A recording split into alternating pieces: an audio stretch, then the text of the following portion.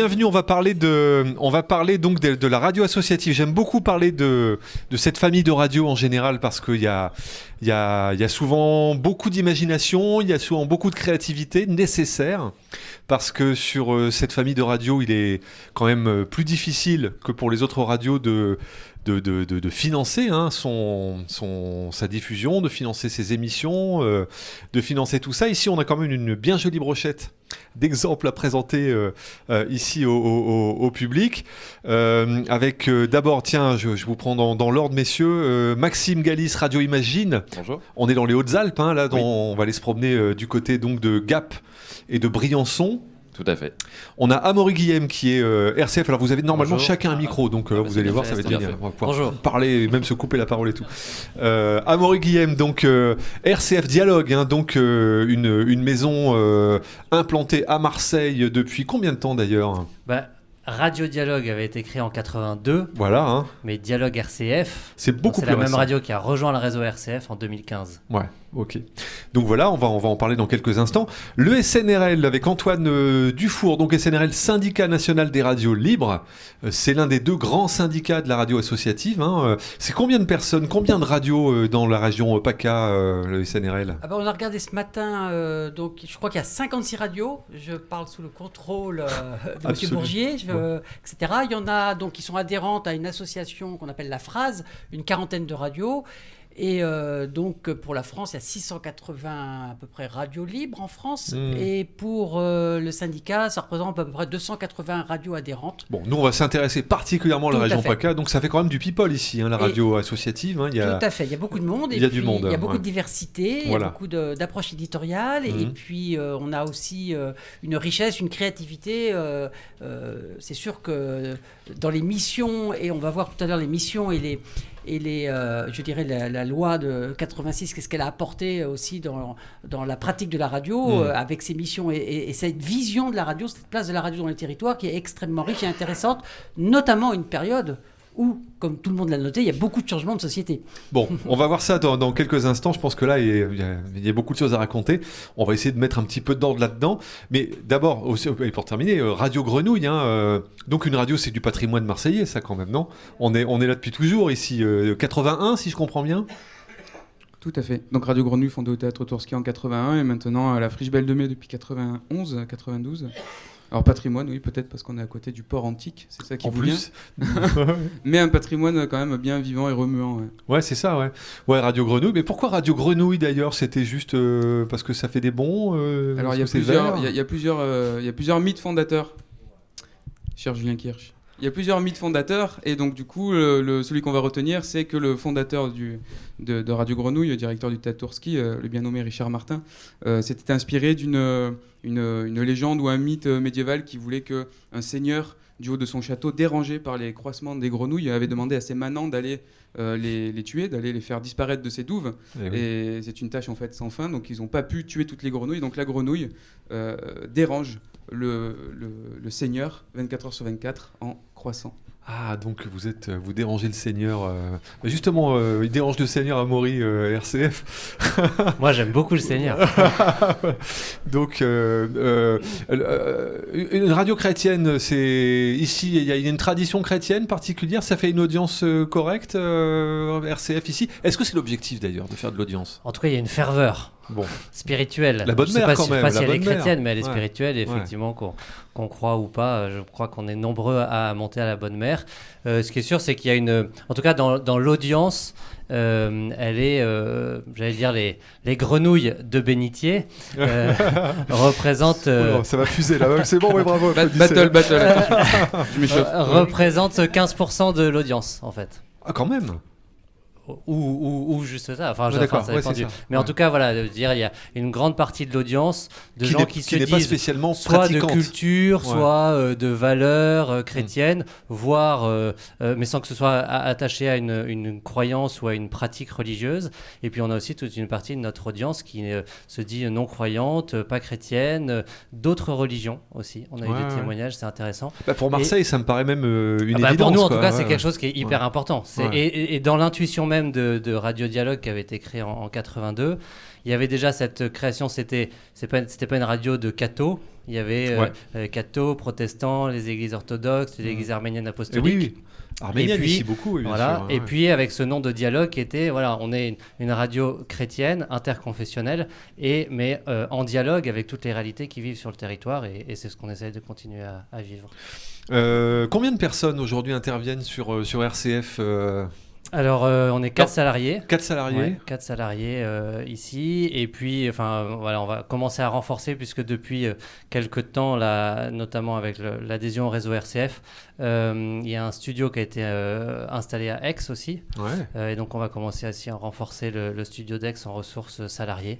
Voilà. Et puis, comme radio associative, et on en est très heureux, et c'est une force hyper importante pour nous, ce sont les bénévoles. Alors, combien il y a toujours des foules de bénévoles Ouais, aujourd'hui, une cinquantaine entre Aix et Marseille, une cinquantaine de bénévoles qui participent à la fois directement pour nous aider sur l'antenne, la préparation d'émissions, et puis aussi pour tout ce qui est des travaux en communication, de tâches administratives. Et ça, c'est un enjeu en même temps, je trouve, d'arriver à professionnaliser notre radio tout en gardant ce souffle associatif. Oui. Ouais, ce souffle, cet élan, ça apporte une vie du mouvement. C'est pas toujours évident à coordonner parce que c'est l'associatif. Et en même temps, il y a quelque chose qui se vit là de très fort humainement et qui, je pense, vient vraiment nourrir ce qu'après on peut proposer à l'antenne. Maxime Galis, c'est un tout autre format qu'on fait chez Imagine Radio. Au départ, Imagine, c'était une web radio. On se le rappelait tout à l'heure. Là. Tout à fait. C'est intéressant ce qui se passe. En 2007 En 2007, l'envie de créer une radio sur Internet pour avoir un espèce de, à titre personnel, un exutoire musical, un peu lassé de travailler sur des radios, sur des formats un peu très formatés. Et puis on s'est aperçu que forcément en 2007 déjà c'était assez avant-gardiste les web radios et on s'est aperçu que le modèle économique était très, très limité. Donc du coup, c'est toujours le cas d'ailleurs. Ayant une expérience de radio de montagne, nous avons candidaté sur des fréquences Gap. dans les... Non, Briançon. Pardon, Gap, c'est la radio arrivé existe depuis plus de 9 ans dans le Briançonnais. On a 4 fréquences dans le Briançonnais et effectivement, on vient d'obtenir une 5e fréquence sur la préfecture. Pour nous, c'était vital. On a essayé pendant quelques années de faire comprendre ça, que pour nous, c'était important. On était la seule radio du département, surtout sur le 3e département le plus rural de France, à ne pas avoir la préfecture. Et il nous fallait la préfecture. C'était une question de survie, entre guillemets, pour nous. Donc, c'est chose faite maintenant. Parce que du coup, là, on est, Imagine, c'est une radio très musicale, très info-service. On n'est pas du tout dans le format associatif tel que nos confrères ici le font en ville. Effectivement. Moi, les raisons pour lesquelles j'ai voulu faire une catégorie A, j'ai plus, à titre personnel, j'ai plus la fibre artistique en radio que la fibre entrepreneur. Donc je voulais vraiment être prudent. Ensuite, on voulait proposer une radio.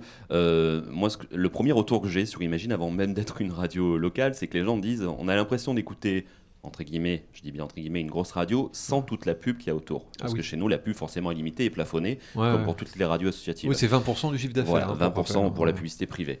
Après, c'est aussi pour nous, auprès des annonceurs, du peu d'annonceurs que nous avons, c'est de vendre de la pub de manière qualitative et non pas quantitative. Donc pour nous, c'est vraiment des forces, surtout que sur le département des Hautes-Alpes, c'est un département qui est petit, mais qui est très riche en termes de médias. Télévision locale, radio locale, implantée depuis des années.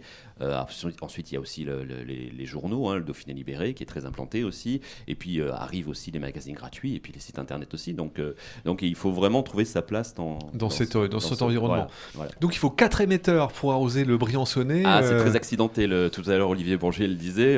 C'est la particularité du département. Ça coûte une fortune, c'est qu'effectivement, de loin, quand je discute avec des confrères, je leur dis j'ai 5 fréquences. Ah, t'as un joli réseau. Oui, mais c'est quoi le bassin d'audience? Alors, avec Gap, maintenant, on tourne autour des 100 000 avec Gap. Mais avec le Briançonnais, on était sur 30 000 habitants. Big. Donc 4 émetteurs pour 30 000. Oui, Briançon, Serre-Chevalier, c'est 19 000 habitants à peu près. On a une fréquence à Montgenèvre. Alors après, la particularité aussi, c'est qu'on est sur une zone touristique. Pour vous donner des chiffres, une station comme Serre-Chevalier, c'est 1200 habitants à l'année dans la vallée de la Guisane. C'est jusqu'à 35 000 lits touristiques l'hiver. Montgenèvre, c'est 400 habitants à l'année, c'est jusqu'à 11 000 lits touristiques. Donc la population, on fonctionne effectivement à l'année pour les résidents, mais on a aussi la vocation d'être une radio d'information touristique. On travaille avec la plupart des offices du tourisme du département. Et donc forcément, même si c'est pas calculé, quantifié par médiamétrie. On s'adresse aussi aux vacanciers qui sont là sur la zone une semaine en vacances, et on s'adresse à eux aussi. Pour vous, l'audience c'est important, l'audience au sens médiamétrie? Oui, parce que même quand on démarche, on fonctionne. Nous, nos premiers clients, c'est les offices de tourisme. D'accord. En plus, ça rentre dans le cadre des MIC et MIG, messages d'intérêt collectif, messages d'intérêt généraux, donc ce n'est pas de la publicité. C'est pas de la pub. Pour une radio commerciale, effectivement, c'est facturé comme de la publicité. Pour nous, radio associative, c'est facturé comme du mic-mig. Et c'est important pour nous, ne serait-ce déjà pour récompenser notre travail, parce qu'on fait cette radio avec le cœur et la passion, ce qui nous anime, c'est pas pour l'argent, ça c'est clair, mais serait-ce pour montrer aux collectivités, aux offices du tourisme, même une Comcom ou une mairie, en disant regardez ce qu'on fait, on est présent, on a la notoriété de la radio, on a aussi l'audience qui est là, et voilà, aidez-nous aussi, on peut travailler ensemble, voilà. Faire une catégorie B, ça aurait été fou. Non, d'ailleurs sur Gap, on a proposé une deuxième radio, puisque c'est Imagine Grand Briançonnet et Imagine Grand Gap, puisque tout simplement, même si c'est le même département, ce sont deux territoires qui sont complètement différents en termes de mentalité. Ouais, c'est clair. Puis même d'une vallée à l'autre, on parle quasiment pas de même patois. On est quand même à 85 km entre Gap et Briançon. Donc c'est 3 donc on a on a reproposé une candidature en A sur Gap aussi. Donc, pour rester sur le modèle associatif. Tout à fait, associatif. On se définit comme une radio associative dite professionnelle, entre guillemets. On applique des méthodes professionnelles, on applique des méthodes pour fédérer de l'audience. Voilà. Mais il n'y a rien de péjoratif sur les autres, je vous rassure. Donc là, l'idée, c'est quoi? C'est ça, vous voulez fédérer une audience. Est-ce que c'est l'objectif d'une radio comme Radio Grenouille aussi, de faire de l'audience au sens quantitatif? Il y réfléchit, il va nous répondre un truc là. Histoire de senior, tout ça. Alors l'objectif... Enfin, les objectifs sont multiples, parce qu'en fait, Radio Grenouille, c'est pas seulement une radio associative, c'est aussi un projet culturel. Alors ça, on va en parler, mais d'abord, c'est la radio qui m'intéresse. Oui, bien sûr, mais donc les objectifs sont multiples en fonction de ce projet, de ces différents projets, puisque c'est extrêmement multiple, une fois de plus. Bien sûr. Donc effectivement, on a réalisé il y a pas longtemps un peu une étude médiamétrie pour voir qui on impactait, surtout comparé avec la précédente. Donc on fait pas forcément concours avec les autres, mais on essaye de se performer nous-mêmes et d'avoir une vision un peu réelle de qui on peut toucher. De voir et qui en fonction toucher, aussi comment, de nos résidents, parce qu'on a beaucoup de résidents musicaux qui animent des émissions, en plus des projets des résidents musicaux, c'est-à-dire des résidents bénévoles en fait. Ouais. Voilà, on appelle ça des résidents plutôt. Ils ont une partie de l'antenne pour s'exprimer, mais aussi faire vivre leur scène musicale de laquelle ils font partie, donc dans tous les styles musicaux. Et donc ces espaces-là proposent un auditoire qui peut être fragmenté, vu que chaque niche va pouvoir, chaque peut-être émission va s'adresser à son public, mais dans l'identité Radio Grenouille, ça fédère quand même un grand nombre d'auditeurs. Mais alors c'est quoi justement, parce que j'attends un chiffre ou une proportion? Alors, je suis très mauvais sur les chiffres. Mince. Ouais, je suis mauvais, puis je suis pas venu avec mon cahier. Enfin, moi, vraiment, là, je sèche. Ouais. Mais bon, il y a Guy au fond de la salle, mais il trahira pas. C'est comme qu'elle dans la poche. Ouais. Mais en tout cas, voilà. On a venu dans nos locaux à la radio, on les a affichés par contre. On a mis ça en valeur. Bon, visiblement, si ça c'est pas le plus important pour vous, visiblement, c'est pas. C'est sinon important. Vous l'auriez mémorisé. C'est pas forcément effectivement important pour qu'on les communique. Bon, là, on est entre massivement nous, sur notre site, mais du coup. Mais en tout cas, pour moi, dans ma mémoire, malheureusement, fait les défaut chiffres, c'est pas super bon. C'est pas, mais j'aurai peut-être une breaking news dans quelques secondes. C'est ça, peut-être un SMS qui va arriver dans votre poche.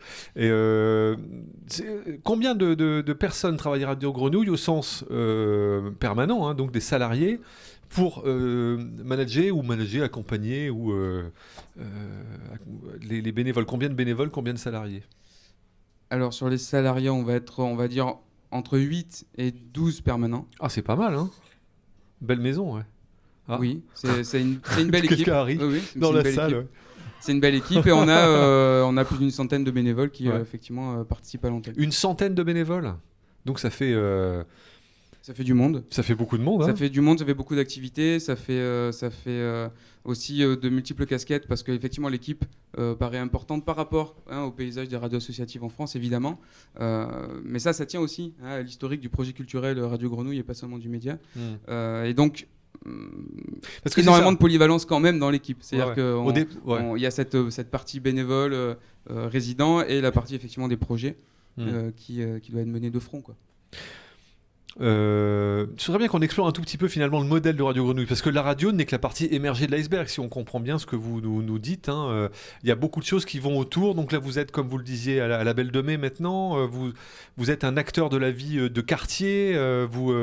Et c'est ça aussi qui est votre raison d'être, globalement, au-delà de la radio, qui vous permet d'être écouté, j'imagine, sur toute l'agglomération d'ailleurs. Est-ce que vous émettez sur toute l'agglomération de Marseille? C'est grand? Oui, sur toute l'agglomération, ouais. oui. Ouais. Et en DAB+, un peu plus loin, donc au sein de notre multiplex, bon, donc, voilà. qu'on mutualise donc avec Radio Galère et plein d'autres radios, et Radio Zinzine aussi notamment. Bon. Donc sur l'agglomération marseillaise, oui, évidemment. Sur le quartier, évidemment, puisque l'implantation de la friche Belle de Mai, alors elle n'est pas récente, mais il y a énormément d'interactions avec le quartier et avec les quartiers de Marseille. Et c'est vrai que sur Marseille, ça fait quelques années maintenant, mais on a développé toute une série de radios de quartier où on est allé donc à Malpasset, à Noailles, donc à la Belle de Mai, à Saint-Moron, pour faire de la radio avec les gens, donc s'implanter dans le quartier de manière temporaire, sur une semaine à l'antenne, mais plusieurs semaines en amont pour préparer avec les habitants des programmes. Ouais, c'est ça, c'est un vrai travail d'animation de quartier. Et surtout, vraiment que l'antenne change de nom. C'est pour ça qu'on a appelé ça, par exemple, Radio Saint-Moron. Pendant une semaine, toute la couleur de l'antenne était modifiée en fonction des thématiques traitées dans le quartier par quartier, par les habitants qu'on conviait à participer à l'antenne. Donc effectivement, on revient un peu sur ce qui vous anime, ce qui vous agite au quotidien chez Radio Grenouille.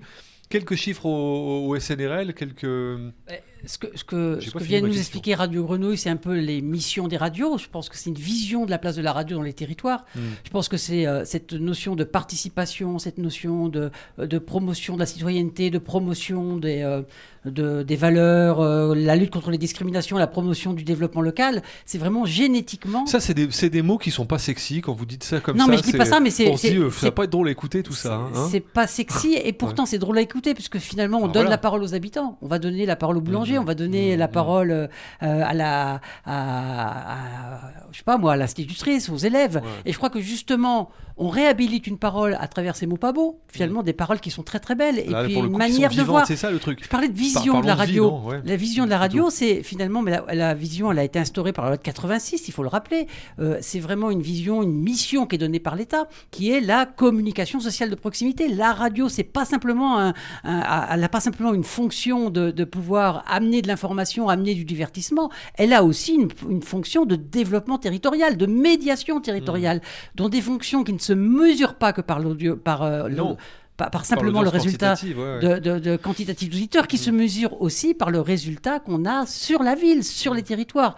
En milieu rural, on peut avoir 15% de taux d'audience sur les radios. Alors justement, je voulais vous demander quelques stats. Alors 15%, c'est vraiment pas mal du tout.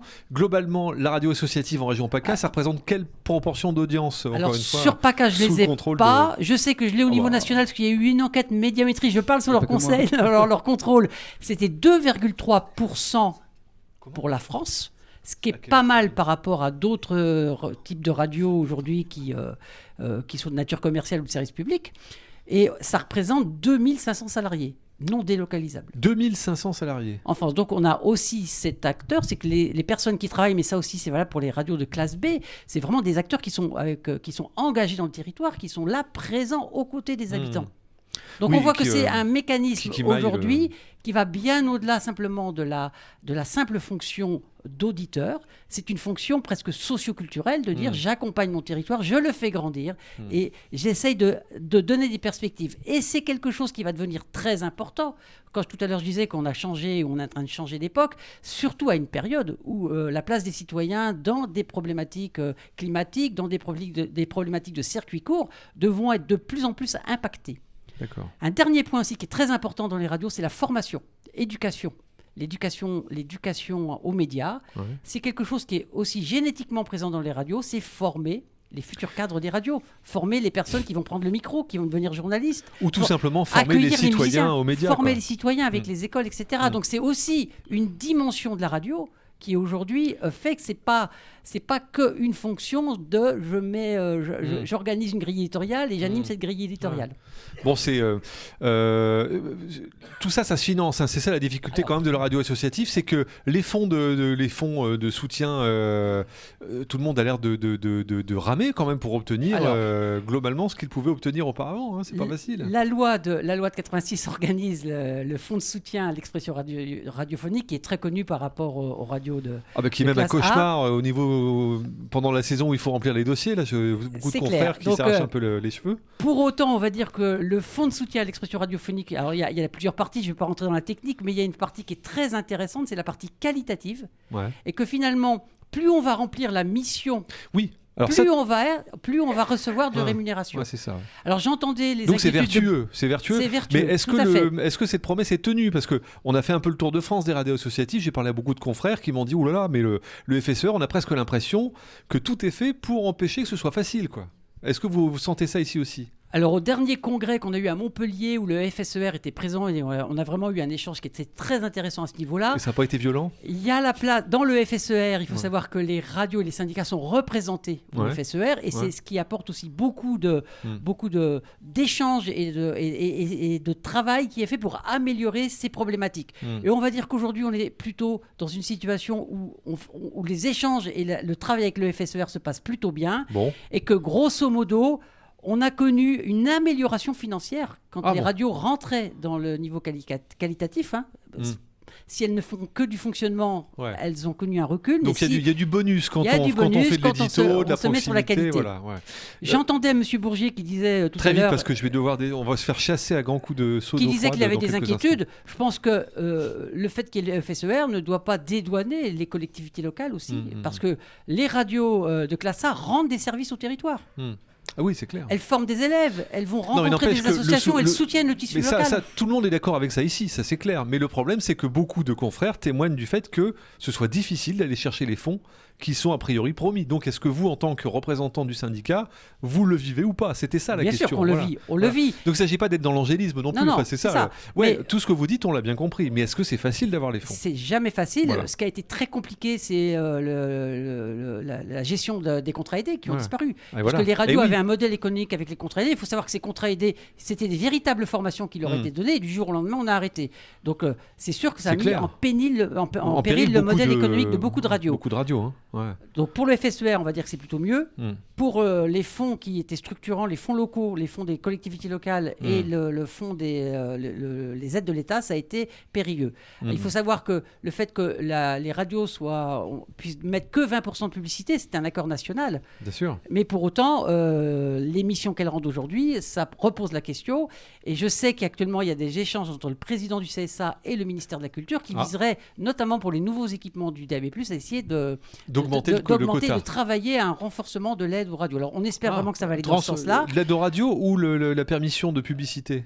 Non, l'aide aux radios. Je pense que la permission de publicité aujourd'hui, si les radios de classe A rentraient dans la publicité, nos collègues du CERTI ne seraient pas forcément très heureux parce qu'on serait un peu en concurrence frontale. Je pense que l'idée aujourd'hui, c'est de voir que ces missions qui sont remplies, elles ont une valeur territoriale et qu'il faut qu'elles puissent rentrer dans plus de critères d'éligibilité. Vraiment intéressant. Parce que trouver de l'argent, Amaury, pour RCF, en fait, pour vous, ça a été une campagne de crowdfunding. C'est intéressant ce que vous racontiez tout à l'heure. Il y a même une vidéo qui tourne. Ce serait drôle que ici on puisse. Alors, il faudrait qu'on donne les liens ou qu'on les mette quelque part avec Connectonaire parce que vous avez fait une vidéo avec l'équipe locale en disant mais aidez-nous s'il vous plaît. Vous étiez dans le chantier avec une petite chanson, etc. Très drôle. On avait un enjeu qui était de transformer en fait notre outil radio, le moderniser parce qu'il était un peu obsolète. Il y avait vraiment besoin de passer à autre chose. Il faut rappeler qu'RCF donne énormément de contenu. Il y a du talk, il faut de la vidéo, etc. Il y a énormément de. Et du coup, donc on a choisi en fait de déménager parce qu'en plus on était dans des locaux qui n'étaient pas du tout adaptés. On a décidé de s'installer sur un plateau qui était nu, qu'il fallait entièrement aménager. C'était un budget assez important, matériel des studios et aménagement en tout, c'était 220 000 euros. Ouais. On avait budgété, on avait serré au début et comme on pouvait s'y attendre, il nous a manqué 30 000 euros à la fin pour boucler le chantier. Toujours, hein. Et donc effectivement, on s'est dit on va faire une campagne de crowdfunding. Donc on a fait une campagne sur KissKissBankBank et on a fait avec l'équipe, on s'est bien amusé, une petite vidéo sur le chantier et on a dit voilà, on y est, le chantier est lancé, on va pas l'arrêter. Du coup, on a besoin de vous. Et il nous manquait 30 000 euros et en un mois, on a collecté via KissKiss 36 000 euros. En un mois, c'est cool. Hein, et pour nous, ça a été vraiment. Moi, pendant un mois, j'ai fait que ça parce que le crowdfunding, ça demande vraiment beaucoup de réactivité, de remercier les gens, d'essayer de faire quelque chose de viral, d'un peu décalé aussi dans le ton au niveau des vidéos et tout. Donc, on s'est beaucoup amusé. Ça a beaucoup mobilisé l'équipe. Mais surtout, là, on est heureux, c'est de voir que les gens ont répondu généreusement. Et ça fait plaisir. C'est là aussi, finalement. Inauguration le 12 octobre à 10h. Vous êtes les bienvenus d'ailleurs. Comment inauguration le 12 octobre à 10h. Il y aura un peu de vin de messe. Voilà, ouais. Ou pas, juste 20. Bon, on est obligé de s'arrêter, même si on a encore beaucoup de choses à se raconter, mais on poursuit, comme on se dit depuis ce matin, les échanges là autour du café et du cocktail. Merci, on peut les applaudir. Hein. C'est les défricheurs, les radios associatives. Hein. Merci.